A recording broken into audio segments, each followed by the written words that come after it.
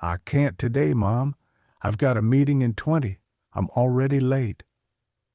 But I made your favorite, the lemon pancakes. Remember those?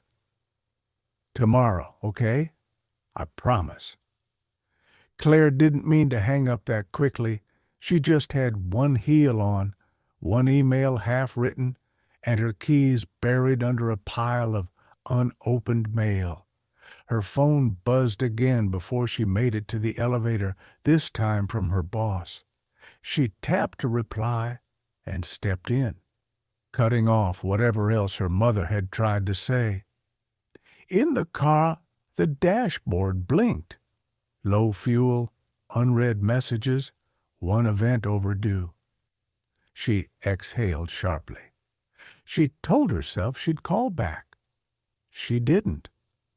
Her day blurred in meetings, traffic, and cold coffee. The marketing director forgot her name again. A junior associate deleted the shared drive. By 3:30, Claire had forgotten she even had a mother.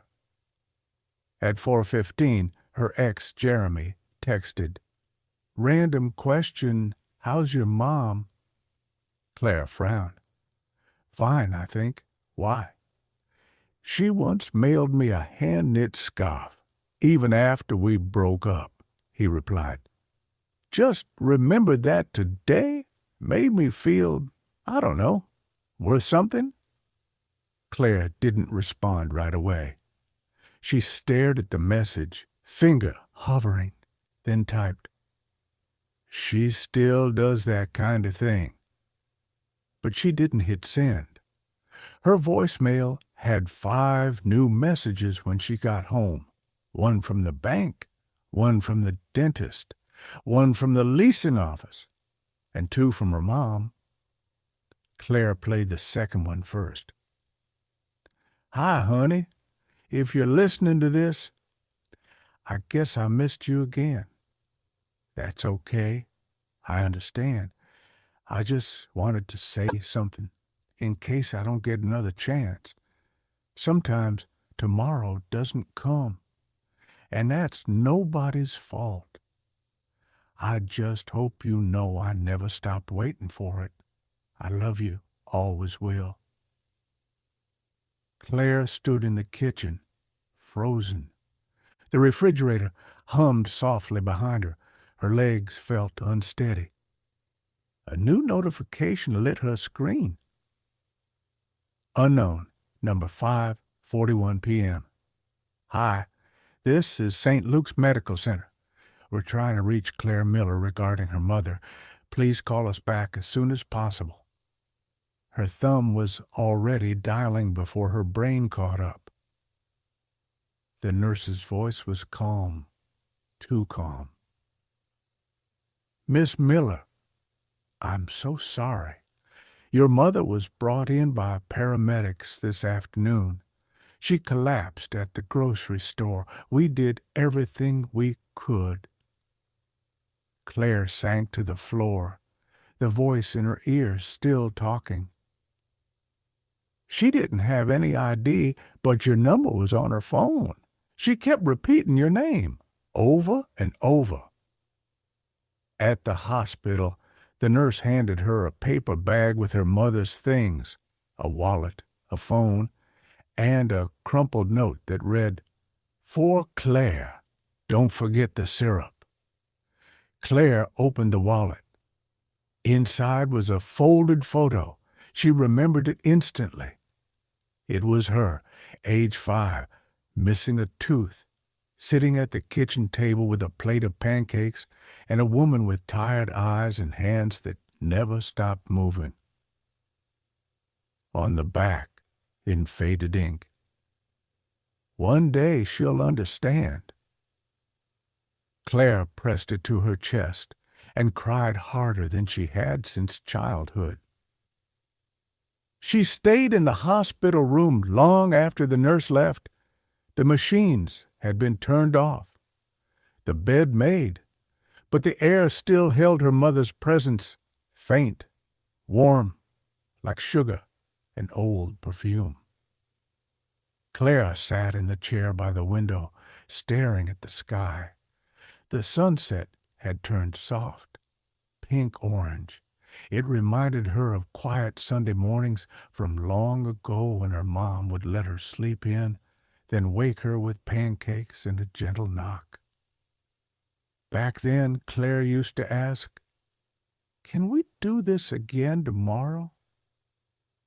And her mom always answered, "Let's just enjoy today." The funeral was small. A few neighbors came. The woman from the post office, Jeremy, unexpectedly. He brought the old scarf, said nothing, just left it on the bench and walked away.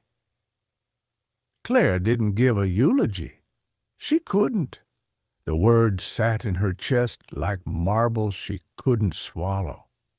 Instead, she placed that photo, the one with the pancake plate and the crooked smile next to the urn. No speeches, just the memory of a woman who gave quietly and asked for so little. Claire didn't go back to work the next day. She turned off her phone, let her inbox flood, let the calendar fill with missed meetings, and ignored pings. She went to her mom's apartment instead. It still smelled like lemon cleaner and something faintly sweet. The table was set for two, a jar of syrup, a fresh stack of pancakes, cold now but perfectly round, with a little heart pressed into the top one. Claire sat at the table and ate in silence. No rush, no meetings, just today. Later that week, she walked down the hallway of her mom's building and knocked on a door she barely remembered Mrs. Everett, her mother's elderly neighbor. The door creaked open. "Oh, hello," the woman said, squinting. "You're her daughter, aren't you?" Claire smiled gently. "Yes, I brought you something. She always said you liked apricot jam." The woman's eyes watered. She opened the door wider. "Oh, child, come in." Claire stepped inside. The living room smelled like lilacs and old newspapers, a quiet, still kind of place, the kind her mom would have never left untouched. She sat. They talked. Nothing dramatic, just names, stories, memories, little things that somehow felt enormous now. On the way home, Claire stopped by a print shop. She enlarged the photo from the hospital bag and had it framed. She hung it by her door. A reminder, a warning, and a quiet vow. She had spent so many days chasing the next. But the one her mom needed, the only one that mattered, was the one she gave away. She never made that mistake again. Now, whenever someone said tomorrow, Claire asked, "But what about today?" Because sometimes love isn't loud or perfect or planned. Sometimes love is a warm plate waiting on the table, and a voice you don't hear until it's too late, or just in time. Have you ever put something off until tomorrow and never got the chance again? What would you say today if you knew it was the last? Share your thoughts below. Someone may need to hear your story.